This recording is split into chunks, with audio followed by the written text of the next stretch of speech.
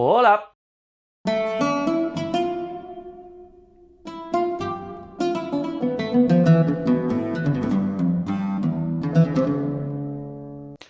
Bienvenidos a todos a este vuestro canal de cultura e historia LGTBI, y como ya ha pasado la resaca de Semana Santa, hoy creo que debemos de abrir la caja de Pandora y, como bien habéis podido comprobar en el título del vídeo, hoy os voy a hablar sobre la homosexualidad en la Iglesia Católica. Pues bien, antes de meternos en el meollo del asunto, creo que es de rigor que hagamos unos pequeños incisos y hablemos sobre los inicios.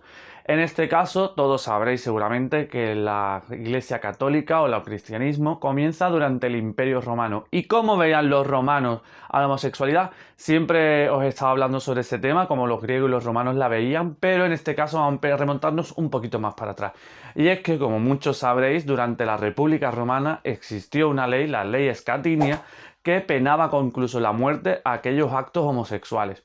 Poco a poco y con la influencia griega empieza a verse de otra forma las relaciones homosexuales, siempre y cuando fuesen en el ámbito privado y siempre fuese entre un amo y un esclavo.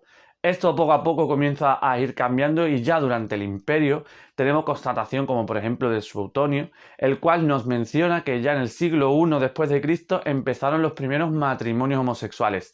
Ya os he hablado también sobre estos matrimonios en otro vídeo que os estaré colocando por aquí arriba. Pues bien, el primero de los emperadores que podemos mencionar que se casó con otro hombre fue Nerón. De ahí existió una larga lista, entre ellos nuestro queridísimo Heliogábalo, e incluso, que este es el más curioso, Filipo el Árabe, que fue en el siglo III y el cual ya se sabía que era cristiano, él también se casa con otro hombre, así que estaríamos ante uno de los primeros cristianos y emperadores del siglo III después de Cristo que se casó con otro hombre. Cuando Constantino se convierte al cristianismo, hace a la misma vez que la Iglesia Católica tenga cada vez mayor relevancia y cada vez mayor voz en temas como por ejemplo la vida sexual y la moral romana. ¿Qué es lo que promulga esto? ¿Qué es lo que consiguió esto? Pues bueno, que por ejemplo Teodosio creara una ley en contra de los homosexuales pasivos que se prostituían. ¿Cuál era la pena para ellos? Pues la hoguera. Poco después, Justiniano también hace otra ley interpretando que ya no solamente la homosexualidad pasiva, sino cualquier tipo de homosexualidad debía ser penada porque iba en contra de la ley divina y en contra de las leyes de la naturaleza. A esto se les aplicaba penas corporales que iban pues desde la mutilación de los genitales hasta látigos, de todo, y las penas posiblemente menos ofensivas pues eran la cárcel. Estas leyes romanas irían siendo poco a poco el germen de lo que sería la legislación en la Edad Media. Y por aquí tengo escrito un pasaje del Levítico, el cual creo que refleja a la perfección lo que pensaban los cristianos o los católicos sobre la homosexualidad. Y dice lo siguiente: no te acostarás con un hombre como si te acostaras con una mujer.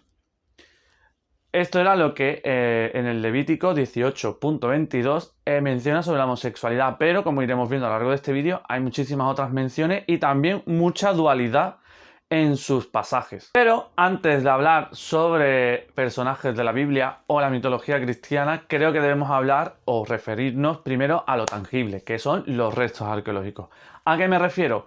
Pues me refiero a los primeros matrimonios homosexuales de los que yo ya os hablé en el vídeo y que sabemos que existieron porque la delfofoisis, que así era como se llamaba a la unión entre dos hombres, existió. Vuelvo a repetir, ¿cómo lo sabemos? Pues muy bien, porque existe actualmente un texto en el que vemos del año 1061, si no me equivoco, lo tengo ahí, 1061, en el cual un párroco de una parroquia de Ourense casa a dos hombres. Antes de que me vayáis a matar, he dicho matrimonio, lo sé, no es un matrimonio al uso como todos conocemos. El estamento eclesiástico del matrimonio, ese era para una pareja heterosexual, y como hemos mencionado, este es el adelfofoisis. La adelfofoisis, que era una unión entre dos hombres, se practicó entre los cristianos, entre los primeros cristianos. Y esto lo sabemos por el texto que os estaré poniendo aquí en pantalla, en el cual casan a Pedro y a Muño. Esta pareja vivía en la localidad de Rairís de la Vega, en Ourense, y en el texto podemos ver cómo el párroco de la ermita los casa y los une. Desde ese momento se llamaron amicos bonus cum fide et veritate.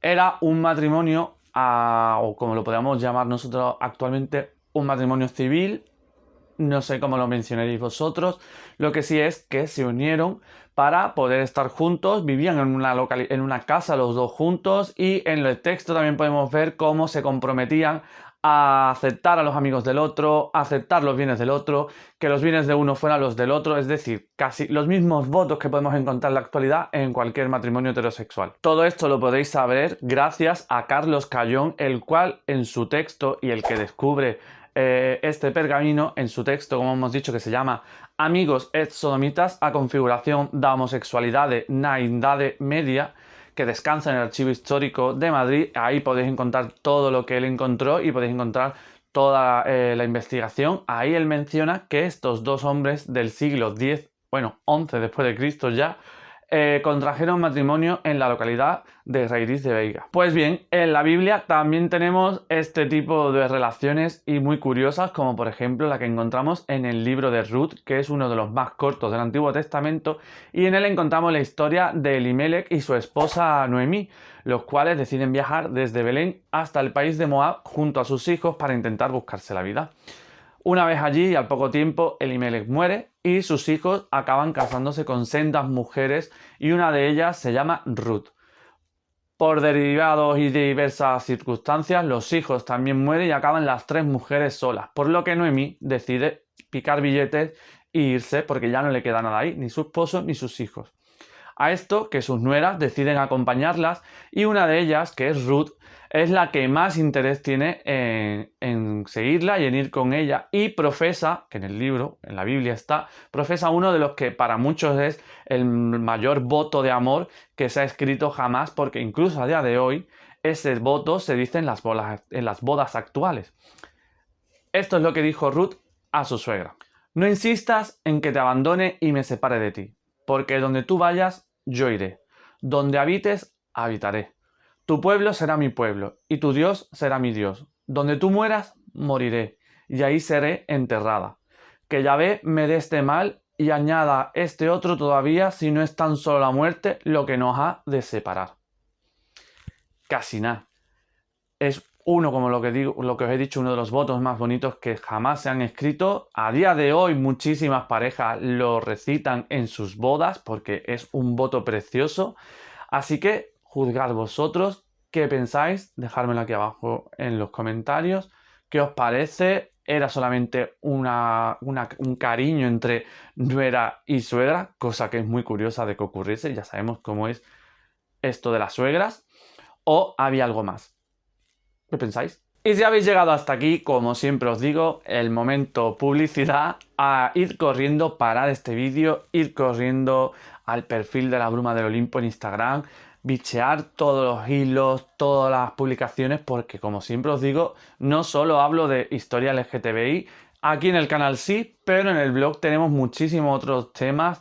Tenemos un ¿sabías qué?, que son curiosidades históricas, tenemos una enciclopedia mitológica, tenemos los hilos de los artículos que escribo en el blog, o sea que todo está para que no os aburráis y que cuanta más historia sepáis, muchísimo mejor. Así que, como os digo, paradlo, ir allí, suscribiros, decirme que venís desde aquí, que eso ya me va a gustar todavía más. Y si os ha gustado, os está gustando este vídeo, como siempre también os digo, compartir, darle a me gusta, activar la campanita y continuamos. Y bien, ahora ya nos metemos en otro tema y vamos a hablar sobre el mítico David. Y es que en el libro del profeta Samuel cuenta su historia. Muchos sabréis seguramente que David fue el hijo menor de Isaías que cuidaba ovejas, pero seguramente pocos sabréis que en el primer libro del profeta Samuel nos describe al David como todo un dios griego. Y decía lo siguiente de él: el joven pastor era atractivo físicamente, pues era rubio, hermoso de ojos y de buen parecer. Como he dicho, todo un dios griego, todo un semidios como los que se describían en la mitología mediterránea, la mitología grecolatina, y esto además va ganando cada vez más relevancia porque, como muchos sabréis también, con los años el joven David vence a Goliat con una honda. Es ahí cuando su fama se vuelve bastante conocida y Jonathan aparece en escena. Os preguntaréis quién es Jonathan, pero ahora no os lo voy a contar, sino os voy a decir lo que Samuel dice de Jonathan. Y es que lo amaba como a sí mismo. Palabras textuales, lo amaba como a sí mismo. E incluso, aquí tengo más partes de lo que dice, aconteció que cuando David hubo acabado de hablar con Saúl, el alma de Jonathan quedó ligada con la de David, y lo amó Jonathan como a sí mismo. E hicieron pacto Jonathan y David, porque él le amaba como a sí mismo. O sea, en repetidas ocasiones dice que lo amaba como a sí mismo. Volvemos a decir lo mismo como con el mito o con la historia de Ruth y Noemí. Esto es rizar el rizo, que cada uno interprete las palabras como quiere, pero sí es verdad que si sabemos que durante los primeros siglos del cristianismo la homosexualidad no estuvo tan mal vista ni tan perseguida como nos han querido hacer creer, porque existieron, como hemos visto, matrimonios como la del Fofoisis, podría ser que aquí en estos textos, que no llegaron a ser censurados del todo, veamos historias homoeróticas que han sido modificadas para que no lo sepamos. Pero la historia de estos dos amigos no fue nada bonita, al igual que ocurre en los mitos griegos, acabó muy mal, y es que el rey Saúl odiaba o tenía muchísima envidia a David. El rey Saúl era padre de Jonathan y no soportaba o no quería la relación que tenían estos dos jóvenes. ¿Qué ocurre? Que intenta matar a David en varias ocasiones, por lo que David decide huir e irse. Además, también se sabe, o él sabía, que David se iba a convertir en el futuro rey de Israel. Por lo tanto, lo odiaba y le tenía muchísima envidia. A todo esto, el ejército del rey Saúl estaba combatiendo también contra los filisteos, por lo que durante una guerra, o una batalla mejor dicho, los tres hijos del rey Saúl, incluidos Jonathan, acaban muriendo. Ahí también acaba siendo gravemente herido el rey, pero él, en vez de esperar a que lo apresen los enemigos, decide clavarse la espada. Poco después, David se entera de lo acontecido, se entera que ha muerto el rey Saúl, pero también se entera que ha muerto su queridísimo Jonathan. Y estas son las palabras que dice: Angustia tengo por ti, hermano mío Jonathan, que me fuiste muy dulce, más maravilloso me fue tu amor que el amor de las mujeres. Yo voy a estar repitiendo lo de que cada uno interprete lo que quiera, porque es la realidad, que cada uno interprete lo que quiera, pero me parece cuanto menos curioso la expresión. Sí es verdad que se añade la palabra amigo, pero al final chirría un poco lo de más que a las mujeres. No sé, ¿qué opináis? Pero es que ahí no acaba la cosa, porque es que en el versículo 41 del primer libro de Samuel nos dice que tanto David como Jonathan se acaban besando o que se besan. Volvemos a decir lo mismo, aquí ya es interpretación de cada uno, pero yo os lo voy a poner y os lo voy a dejar aquí escrito para que todos lo veáis y decidáis. Según Samuel, o el profeta Samuel, nos dice esto: En cuanto a David, se levantó de cerca de allí hacia el sur. Entonces cayó a tierra sobre su rostro y se inclinó 3 veces. Y empezaron a besarse y a llorar el uno por el otro, hasta que David fue el que más lo había hecho. No tengo más nada que decir, señoría. Y si por si fuera poco, ya en la Edad Media también tenemos incluso menciones a personajes transgéneros, lo que nos hace indicar que el colectivo LGTBI no solamente estuvo compuesto por homosexuales, sino también por personas transgéneros, como hemos mencionado. Por un lado tenemos la historia de Santa Wilfrida, la cual le ruega y le pide a Dios que por favor la convierta en un hombre, y Dios se lo concede y la convierte en un hombre. Pero es que también tenemos a San Onofre, el cual también pidió ser convertido en hombre y pasó de mujer a hombre. O sea que ya tenemos aquí dos santos, los cuales en teoría nacieron como una mujer y Dios, por la mano y obra de Dios, acaban siendo hombres. Aunque seguramente la historia que muchos sabréis es la del Papa Juan VIII, el cual en torno a su figura hay muchísimo misterio, muchísimas conjeturas, algunos dicen, otros creen. Y si no lo sabéis, es que para muchos investigadores Juan VIII fue una mujer que ocultó su feminidad y llegó a ser Papa de Roma. O sea que imaginaros la controversia. Sobre su figura, como hemos dicho, hay muchas luces y sombras, muchos misterios, porque la Inquisición ocultó mucho y intentó borrar la figura del Papa Juan VIII de todos los registros, pero a día de hoy sabemos algunas cosas. Muchas pueden ser inventadas, otras no. Entre ellas es que se quedó embarazada de un sacerdote y dio a luz durante una procesión. Otros es que la vieron realmente. Hay un mito, y esto ya lo dejamos a la espera, y es que existió un trabajo durante la Edad Media, y era el de palpar los cataplines al Papa. Se cree que es porque desde que ocurrió esto ya no se fiaban de que otra mujer lo hiciera y desde entonces, antes de elegir o nombrar un nuevo papa, había que tocar a ver si era hombre o no. Así que imaginaos la controversia que existía alrededor de la figura de Juan VIII. Otro personaje controvertido es Juana de Arco, la cual todos conoceréis porque ha salido en 1000 películas. Y es que esta mujer, además de guerrera y además de aguerrida, se la quema por brujería. Aunque la realidad es que se la inculpó por vestir como un hombre. En una época en la que las mujeres vestirse como un hombre estaba totalmente impensado y totalmente prohibido, ella se la sudó y decidió hacerlo. Podríamos estar ante otra persona transgénero o simplemente ante una persona no binaria, que vistiera como le saliera de lo que tuviera.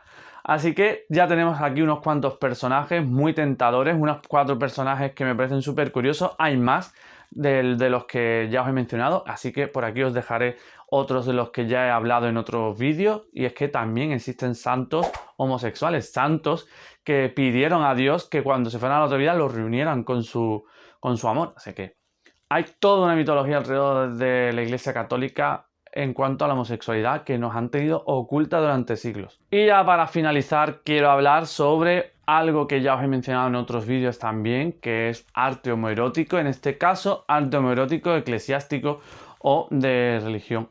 Y es porque os menciono a San Sebastián.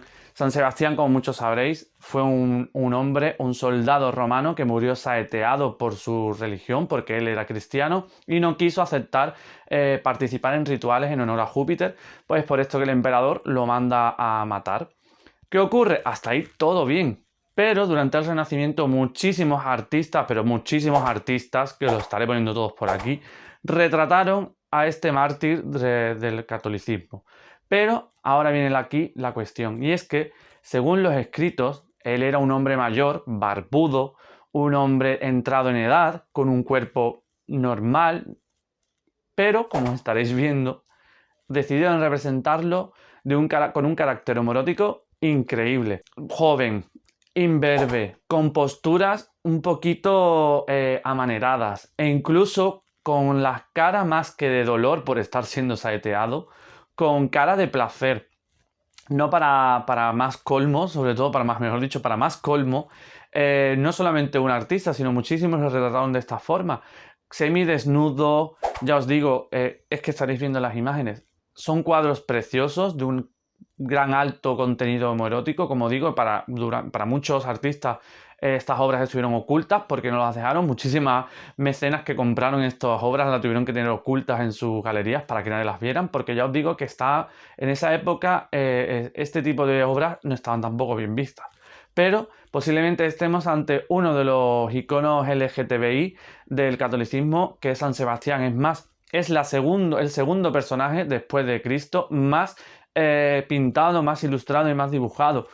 Por algo será. Y hasta aquí este repaso por la homosexualidad en la Iglesia Católica. Como habéis podido comprobar, no me he metido en ningún berenjenal. Todo lo que os he hablado, con todo lo que os he dicho, he traído las pruebas.